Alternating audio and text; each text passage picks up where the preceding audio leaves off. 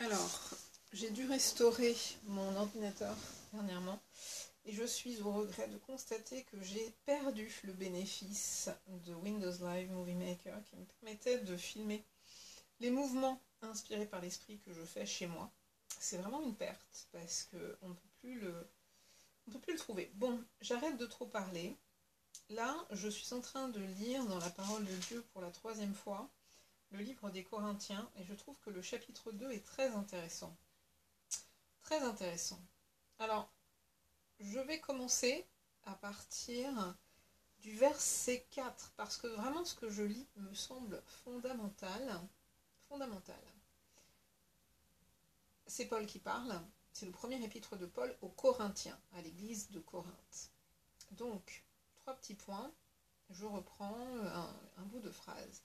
Ma parole et ma prédication ne reposaient pas sur les discours persuasifs de la sagesse, mais sur une démonstration d'esprit et de puissance, afin que votre foi fût fondée, non sur la sagesse des hommes, mais sur la puissance de Dieu. Cependant, c'est une sagesse que nous prêchons parmi les parfaits. Sagesse qui n'est pas de ce siècle, ni des chefs de ce siècle, qui vont être anéantis. Nous prêchons la sagesse de Dieu, mystérieuse et cachée, que Dieu, avant les siècles, avait destinée pour notre gloire, pour notre gloire, virgule.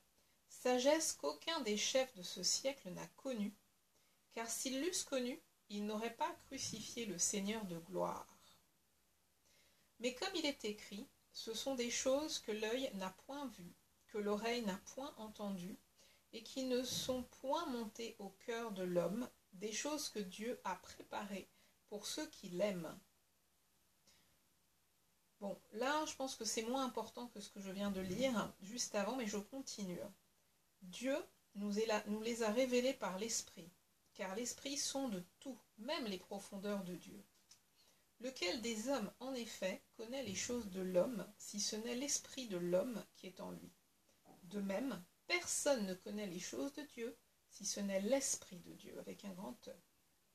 Or, nous n'avons pas reçu l'Esprit du monde, mais l'Esprit qui vient de Dieu, afin que nous connaissions les choses que Dieu nous a données par sa grâce. Et nous en parlons non avec des discours qu'enseigne la sagesse humaine, mais avec ceux qu'enseigne le Saint-Esprit, employant un langage spirituel pour les choses spirituelles. Mais l'homme naturel ne reçoit pas les choses de l'Esprit de Dieu, car elles sont une folie pour lui, et il ne peut les connaître, parce que c'est spirituellement qu'on en juge. L'homme spirituel, au contraire, juge de tout, et il n'est lui-même jugé par personne. Car qui a connu la pensée du Seigneur pour l'instruire? Or, nous avons la pensée de Christ. Et je continue avec le chapitre 3 du livre des Corinthiens, dans lequel je suis aujourd'hui. Nous sommes vendredi 28 avril 2017.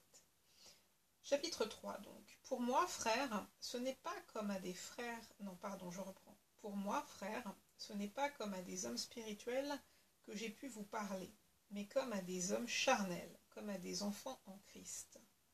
Je vous ai donné du lait, non de la nourriture solide, car vous ne pouviez pas la supporter. Et vous ne le pouvez pas même à présent, parce que vous êtes encore charnels.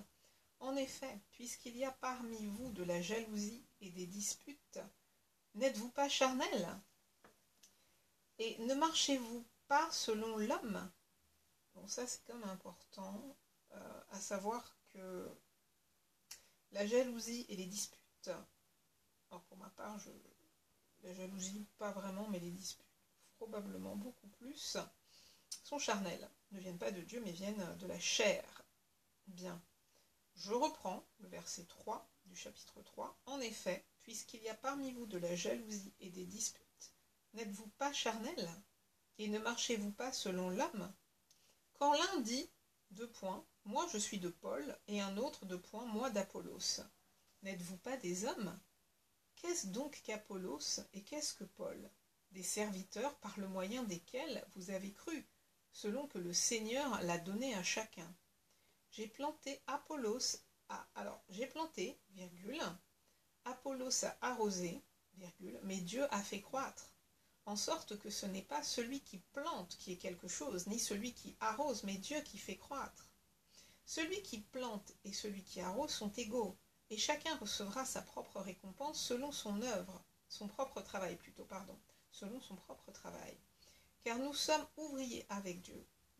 Vous êtes le champ de Dieu, l'édifice de Dieu.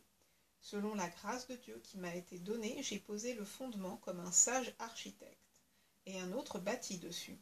Mais que chacun prenne garde à la manière dont il bâtit dessus, car personne ne peut poser un autre fondement que celui qui a été posé, savoir Jésus-Christ.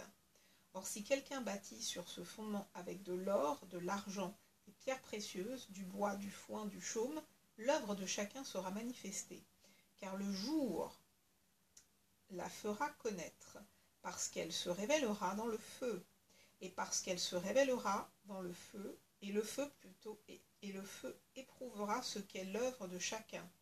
Si l'œuvre bâtie par quelqu'un sur le fondement subsiste, il recevra une récompense. Si l'œuvre de quelqu'un est consumée, il perdra sa récompense. Pour lui, il sera sauvé, mais comme au travers du feu.